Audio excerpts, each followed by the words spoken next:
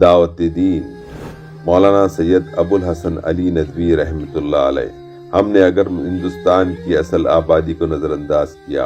اور اسلام کا پیغام اس تک نہیں پہنچایا اور اپنے اخلاق و کردار سے ان کے دلوں کو نہیں جیتا تو اللہ محفوظ رکھے یہ ملک کسی بھی وقت اسپین بن سکتا ہے۔ اب مسلمانوں کو اس حقیقت کو سمجھ لینا چاہیے کہ اگر 100% مسلمان تہجد گزار بھی بن جائیں اور ہر مسلمان کے ہاتھ میں تسبیح آ جائے اور ہر مسلمان اشراق و چاش کا پابند ہو جائے، لیکن اس ملک کی اکثریت دین سے نامانوس ہے اور دلوں میں زہر لیے بیٹھی ہے اور سینوں میں انگارے سے لگ رہے ہوں، تو خدا نخواستہ جس وقت اس ملک میں کوئی بھونچال آئے گا تو ہم اپنی عبادتوں اور نوافل کے ساتھ بے دخل کر دے جائیں گے۔ اس وقت نوافل تو نوافل، جو بنیادی چیزیں وہ بھی نہیں رہیں گی۔ اس لیے حکمت کا تقاضا یہ ہے کہ ہم اس آبادی کو اسلام سے مانوس کرائیں، اسلام کا پیغام گھر گھر پہنچائیں، انہیں بتائیں کہ اسلام کیا ہے۔ ہم اپنی طرز زندگی، طرز عمل، اخلاق، خوش معاملگی، دیانت داری اور میٹھے بول سے ملک کی اکثریت کو مانوس کرنے کی کوشش کریں۔